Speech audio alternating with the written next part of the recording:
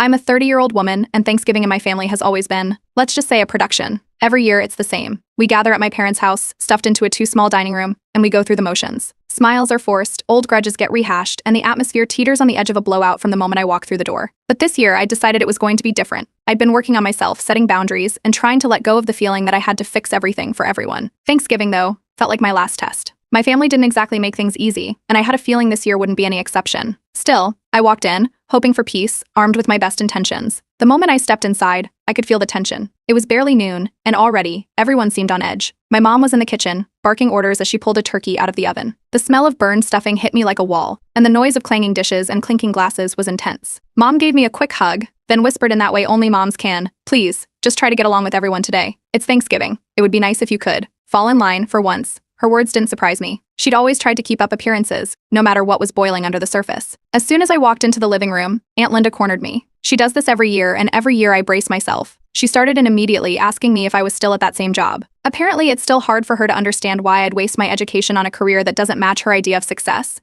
Then there was Uncle Rick, who barely looked up from his phone as he pointed out, in his usual blunt way, that I'd gained a bit. Not even a hello, just that. I let it slide, though I could feel the knot in my stomach growing. Before I could catch my breath, my sister Jessica was there, smiling that too sweet smile that always means trouble. Jessica, who has 2 kids, immediately asked, "So, still single?" The room went quiet, and I felt every set of eyes on me. She followed up with, "Oh, and no kids, right?" It was her classic line, her way of reminding everyone who the real adult was. I gave her a tight smile, trying not to react. Somewhere between the appetizers and setting the table, my dad pulled me aside. He started with small talk, asking how work was going, but it quickly shifted. My brother, of course, had gotten into some financial trouble. Again, Dad said, family helps family. Maybe you could chip in a little? Just until he gets back on his feet. I wanted to ask when, exactly, my brother had ever been on his feet, but I bit my tongue. The room was buzzing with conversation, but I felt like every word was a direct hit. As we finally sat down for dinner, my mom noticed I wasn't piling on the mashed potatoes. She looked disappointed, even a little insulted. Despite knowing for years that I have specific dietary restrictions, she said, "Oh, come on, just a little. We all have to eat the same. It's family." Before I could protest, she loaded my plate with everything I'd hoped to avoid. The tension rose as dinner went on. My cousin, who had just gotten engaged, spent most of the meal flashing her ring and dropping not-so-subtle hints about my single lifestyle. Each remark felt like a punch, and everyone seemed to be waiting for me to react, but I didn't give them the satisfaction. Then, as if on cue, my mom started to tear up, making a little speech about how Thanksgiving used to mean so much more to us. "It hurts me to see my kids not getting along," she said, dabbing her eyes. And that's when it started. The old grudges, the usual arguments from past Thanksgivings that we all thought we'd buried. Suddenly, everyone was blaming me for things that happened years ago, dragging up memories I'd rather forget. Even if I tried to defend myself, it wouldn't have mattered. They'd all made up their minds about my sins ages ago. Just when I thought I couldn't take anymore, my younger cousin, who had stayed out of the chaos all evening, leaned over and whispered, "Hey, don't let them get to you. I see what's going on." It was a small gesture, but in that moment it meant everything. But it wasn't enough to hold back the rising frustration. The final straw was when they all started mocking my obsession with work-life balance. I'd worked hard to get to a point where I felt proud of my career, and hearing them laugh about it made me feel like I was suffocating. I'd come in hoping for a peaceful evening, but I could feel myself unraveling under their relentless digs. So I did something I'd never done before. I stood up, grabbed my coat, and headed for the door. No big speech, no explanations, just a silent exit. I could feel their eyes on me, the surprise and confusion as I walked out. The messages started before I'd even made it to my car, one after another lighting up my phone. They were shocked, calling me selfish, demanding to know why I would ruin Thanksgiving. But as I pulled away, I didn't feel selfish. I just felt free. Update 1. The fallout started almost immediately. As soon as I drove away from my parents' house, my phone began buzzing nonstop. By the time I got home, I had over a dozen missed calls, texts, and voicemails. Each one was a different family member, each with their own opinion about what I'd done. First, there was my mom's voicemail, tearful and dramatic, as usual. Her voice wavered, asking me how I could just walk out on my family like that. She talked about how much effort she put into making Thanksgiving special for everyone, and how it was heartbreaking to see me leave. Every word was loaded, meant to make me feel guilty, and I could almost see her sitting there, dabbing at her eyes with a tissue for effect. Then came the texts from my brother. He'd always had a short fuse, so his messages were angrier, calling me selfish and immature for causing a scene. According to him, I'd acted like I was too good for the family, and he was quick to remind me that real family doesn't just walk out. I scrolled through his texts, one after the other, all variations on the same theme. He clearly didn't want to hear my side of the story, just wanted to make sure I knew how wrong I was. The calls from my dad came next, one missed call after another. Finally, he left a long text. It was half apology, half guilt trip. He said he was sorry if things got a little out of hand, but reminded me that family holidays can be stressful, and sometimes people say things they don't mean. He ended with a plea to keep the peace and told me that family is all we have in the end. I wasn't sure what to make of his message. It felt like he was on the verge of taking my side, but then he'd pull back, falling back into the family unity line. As I tried to process all the messages, my Aunt Linda chimed in with a text of her own. She went on about how Thanksgiving is a time for family and how I had ruined it for everyone by leaving. She made sure to add that my mother was devastated and that I should call to apologize. Aunt Linda was always like this, quick to jump in, even when it wasn't her place. Then there was my sister, Jessica. Strangely enough, she didn't say anything. No text, no call, nothing. It was a rare moment of silence from her, and in a way, it was almost worse than the barrage of messages from everyone else. Jessica had always been the queen of passive aggressiveness, and this felt like her own way of punishing me, by giving me the silent treatment. I knew I couldn't take it all at once, so I decided to take a step back. I blocked my mom's number temporarily, as well as my brother's, just to get a little peace. The constant messages were exhausting, and I needed a break from the guilt tripping. I left a few contacts open, like my dad and my cousin, who'd been supportive during Thanksgiving. I didn't want to block everyone entirely, just enough to breathe. The next day, my friends came over. I told them what happened, and they were there to lend a hand, surprised but proud that I'd finally set boundaries. They knew how difficult my family could be, and were happy to see me putting myself first for a change. We spent the day talking, laughing, and distracting me from the chaos of it all, and for a few hours I could forget about the family drama. In the evening, though, my dad texted again. This time, it was different, shorter, more blunt. He called me dramatic for blocking family members and warned me that I'd regret burning bridges. It was clear his apology from the night before had vanished, replaced by frustration. I could almost picture him pacing around, trying to find the right words to convince me to back down. As the messages kept rolling in, I felt a pang of guilt when my cousin reached out, the only family member who hadn't tried to guilt trip me. He said he was sorry for what had happened, and that he understood why I'd left. It was a short message, but it left me feeling a bit torn, like I'd somehow let him down by leaving. Still, I knew deep down that it wasn't my job to stick around and endure the family's treatment just to spare his feelings. I decided to bring it up with my therapist, who had heard me talk about my family for years. She listened to everything that had happened and encouraged me to stand firm in my boundaries. She reminded me that I had the right to distance myself from toxic dynamics, even if that meant facing the backlash. It wasn't easy to hear, but it was the reminder I needed to keep going. Over the next few days, the resentment started to build. The more I reread their messages, the clearer it became that my family was refusing to see my side. Everything was twisted into how I'd abandoned them, and no one seemed to care about why I felt the need to walk out in the first place. It all came to a head when I received a particularly nasty text from my mom. She'd sent a long list of everything she thought I'd done wrong over the years, each point designed to make me feel like the problem. That was it. I blocked her number, too, along with my dad's. I knew they'd keep reaching out, but I'd had enough. The silence was both strange and freeing. I went no contact for the first time in my life, spending the next few weeks focusing on myself. My phone was quieter than it had ever been, and the absence of constant family demands was a relief. For once, I could breathe. Before long, I realized I had my own ultimatum to stick to. I'd only open the door to them again if they could acknowledge and respect my boundaries. Until then, the door was firmly closed. Update 2. About a week after the Thanksgiving fallout, an email arrived in my inbox with the subject line, "Family Discussion." It was from my parents, and they'd CT pretty much everyone, the whole family list. In the email, my mom went on about how Thanksgiving had gone off the rails, and while no one was completely innocent, it was clear she was hinting that my walking out had been the catalyst. She wrote that they wanted to have a family discussion to smooth things over, adding a few lines about how everyone had learned a lot from this and wanted to make changes. They promised that, if I agreed to meet, everyone would be better and try to respect my boundaries. It felt a little too scripted, like she'd read a book on conflict resolution, and was now trying to play the part. My first instinct was to ignore it, but I hesitated. They'd already started throwing around promises of change, and I was curious, even if skeptical. I replied, saying I'd be open to meeting on the condition that we met somewhere neutral, not their house, not mine. I chose a small cafe in town where I knew they'd feel out of place enough to avoid causing a scene. After a few back and forths, they reluctantly agreed, even if they clearly weren't thrilled about the location. On the day of the meeting, I arrived first, choosing a booth in the back corner. When they walked in, I could tell right away they were uncomfortable. My parents looked around, shifting in place as they took in the casual setup. My mom shot me a tight smile, and they slid into the booth opposite me, my brother and sister filling in beside them. The air felt thick with tension, and no one seemed eager to start. My mom cleared her throat and launched into a carefully rehearsed apology. Her voice was soft, and she kept dabbing her eyes as she spoke, saying things like it was never my intention to hurt you and I just want us to be close again. The apology felt shallow, though. It was all about how she felt, how she missed me. There was no acknowledgement of the pressure they'd put on me, or of the way they'd crossed lines. I nodded along, waiting to see if she'd address any of the real issues. She didn't. My dad, on the other hand, looked at me and sighed, saying that maybe they could try to be more understanding if it meant keeping the family together. His tone was begrudging, and it was obvious he didn't fully believe his own words. Still, it was something, and I kept my face neutral, waiting to see what else they had to offer. Then my sister Jessica chimed in, her voice dripping with that same passive aggressiveness I'd come to expect. She said that, while she understood my desire for space,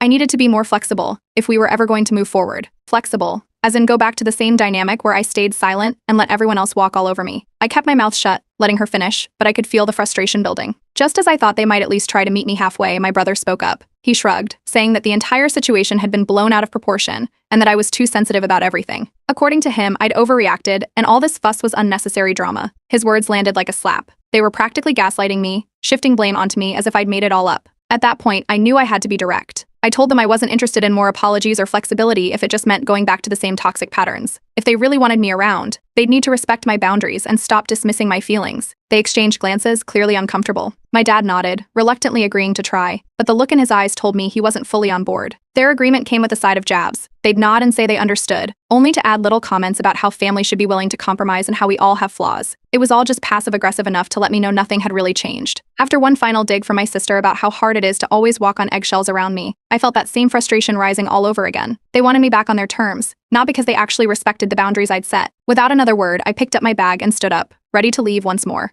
As I walked out, I could hear my mom's voice rising behind me, pleading, but I didn't turn back. I'd given them their chance, and it was clear they weren't willing to truly change. After that meeting, I expanded my block list, adding my siblings and only leaving my younger cousin unblocked. He was the only one who'd reached out without piling on any guilt or criticism, and I appreciated his quiet support. The rest, though, they were done. A few days later, I talked with my therapist, telling her everything that had happened during the meeting. She listened and nodded, reassuring me that it was okay to protect myself from toxic relationships, even if those relationships were with family. I knew then that this wasn't just a phase. I was done letting them manipulate and control me. Predictably, my phone started buzzing again, this time with even angrier messages. My mom, my dad, and even my aunt were now furious, accusing me of abandoning the family. They piled on guilt and accusations, but this time I felt stronger, more certain. I didn't need their approval, and I wasn't going back. Finally, for the first time, I felt like I was standing up for myself without hesitation. And that, more than anything, felt like freedom. Update 3. Not long after I left the family discussion, I started hearing whispers about rumors spreading within the family. My phone buzzed with messages from friends, asking what had happened. They'd heard stories about my disrespect and how I'd supposedly abandoned my family during the holiday. It was clear my family had taken things up a notch, rallying extended relatives and anyone else who would listen, painting me as the villain. One friend messaged me, genuinely confused. She'd known me for years and couldn't believe the things she was hearing. My mom and sister had apparently called some mutual acquaintances, telling them I'd disrespected the family by refusing to participate in family traditions, and that I'd humiliated my parents by leaving during Thanksgiving. My sister was especially vocal, making vague posts on social media about betrayal, selfish family members, and how some people just don't understand loyalty. It was almost comical how quickly they turned on me, but I knew their game. They wanted me to feel isolated, hoping that if enough people started questioning my actions, I'd cave and come running back. It didn't take long before I saw one of Jessika's posts. She'd posted a selfie with my mom, both looking heartbroken, and the caption read, "Some people never learn to value family until it's too late." The comments were full of sympathies from family friends and distant relatives,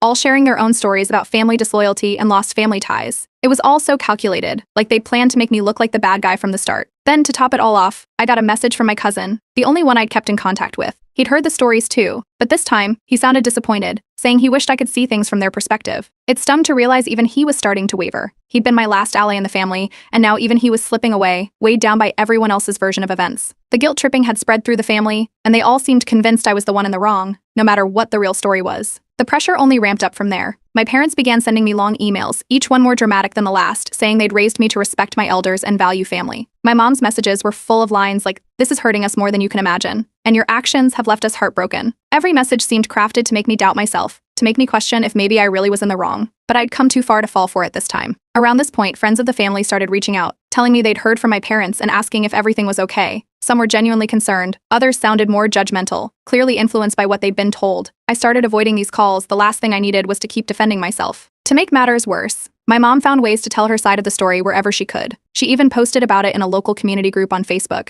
in one of those vague posts that didn't mention me directly but was clearly about me. She shared how heartbreaking it was to be abandoned by family, with comments full of supportive messages about praying for her, and how some kids just don't appreciate what they have. The post spread, with people who didn't even know us commenting and offering advice, all based on her one-sided version of events. I thought about responding, about posting my own version of the story or setting the record straight publicly, but I knew that would only lead to more drama, and the last thing I wanted was a public back and forth with my family. I stayed silent, hoping that the lack of reaction would eventually force them to stop. Instead, their efforts only intensified, like they were determined to keep me in the wrong until I gave in. In the end, all the drama showed me who my real friends were. Some people I thought I could trust backed away, clearly influenced by the family narrative. Others stayed by my side, offering support and refusing to buy into the rumors. My friend group got smaller but stronger, and I found comfort in knowing who I could really count on. Therapy became a lifeline, helping me unravel the decades of manipulation and guilt tripping I'd grown up with. I'd spent my whole life being the family fixer, the one who kept the peace, no matter how much it cost me. My therapist helped me see why breaking away had felt so hard, why I'd stayed in the cycle for so long. For the first time, I started to understand that none of this was my fault, that setting boundaries didn't make me the selfish one. And despite everything, my family didn't let up. They wanted an apology, and they wanted it publicly. I kept getting messages from my mom, demanding that I clear the air and apologize for disrespecting the family.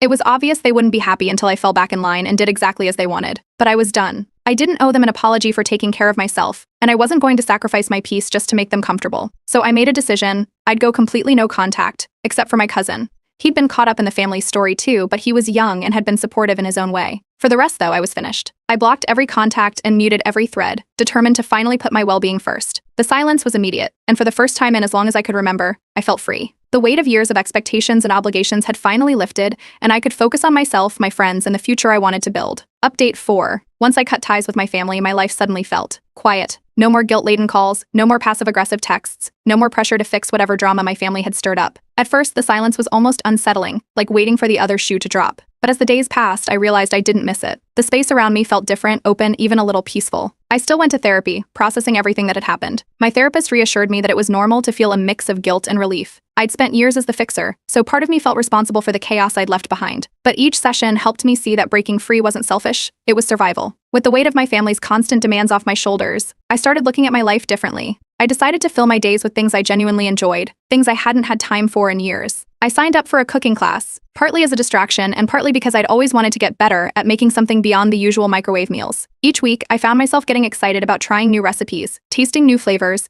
and meeting people who shared my interest. For the first time, I was doing something just for me. I also dusted off some old art supplies I'd tucked away years ago. Painting had always been a passion of mine, something I did to unwind. But over the years, it had been pushed aside, forgotten in the rush to manage family drama. Now, with free time on my hands, I began to paint again, losing myself in colors and shapes, rediscovering a side of me that had been buried. As I focused on myself, my friendships grew stronger. My friends noticed the change, less stress, more laughter, and a lightness they hadn't seen in me for a long time. I was finally present in my own life, free from the endless guilt trips and family obligations. Slowly, I began to expand my social circle, meeting new people at the cooking class and at art events. It was refreshing to build connections that didn't come with baggage or hidden expectations. My newfound independence even began to affect my work. Without constant distractions and the mental toll of family issues, I could finally focus. My productivity skyrocketed, and within a few months, my boss noticed the change. I got a promotion, and with it came a sense of pride and confidence I hadn't felt in years. It was like shedding an old layer of myself, stepping into a version of me that was unapologetically strong and free. The family silence finally broke when my cousin texted me one evening. He didn't apologize or guilt trip me, just let me know the family was still furious but had accepted that I was sticking to my decision.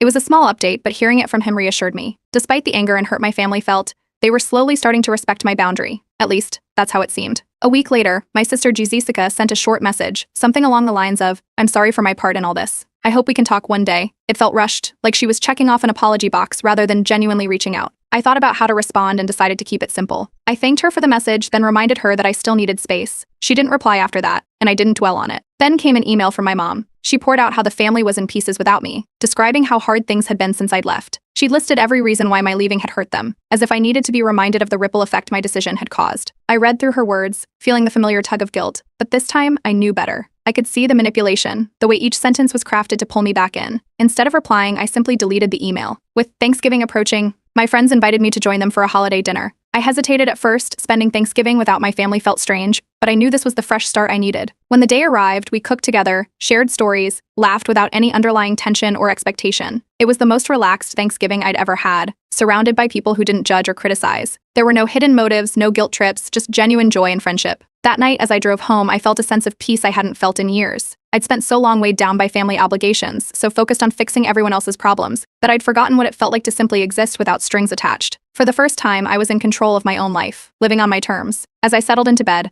I thought back to the journey that had led me here. It hadn't been easy, and part of me knew there'd be moments when the guilt might creep back in. But now I understood that standing up for myself didn't make me a villain, no matter how much my family might try to convince me otherwise. The decision I'd made had changed everything, and for the first time in a long time, I was truly grateful. This was my life, and finally, it was mine to live. Update 5. Months passed in peace, and I'd all but put the family drama out of my mind when a letter arrived in my mailbox. It was handwritten, and the envelope was marked urgent. The address was from my parents, and it was strange to see their handwriting after so much time. I held the letter for a while, unsure if I even wanted to open it. My life had settled into a comfortable routine without their drama, and I wasn't eager to invite it back in. But the letter sat there on my counter, a quiet reminder that unfinished business still lingered. During my next therapy session, I brought it up, asking my therapist for advice. She suggested I read it, if only to see if they'd truly taken any responsibility or shown any willingness to change. The first few lines were from my mom, her handwriting shaky. She started by apologizing for everything that had happened over the past year. This wasn't like the texts or emails she'd sent before, full of guilt trips and subtle jabs. Instead, she acknowledged the manipulation, saying she hadn't realized how her actions had affected me over the years. She wrote that, looking back, she could see the patterns now and understood why I'd felt the need to walk away. She even admitted she'd pressured me to take on roles in the family that weren't mine to bear, always expecting me to fix things. It was as close to an honest apology as I'd ever seen from her. My dad's part followed, and it was shorter, more reserved, but it surprised me. He admitted that he'd ignored a lot of the issues because he thought it was easier to keep the peace by turning a blind eye. He wrote that he missed having me in his life, and he was even willing to attend therapy if it meant we could rebuild some sort of relationship. It was shocking to read. My dad had never been one to even mention therapy, let alone suggest going himself. Then there were notes from my brother and sister, tucked in at the end. My brother wrote that he was sorry if he'd added to the pressure,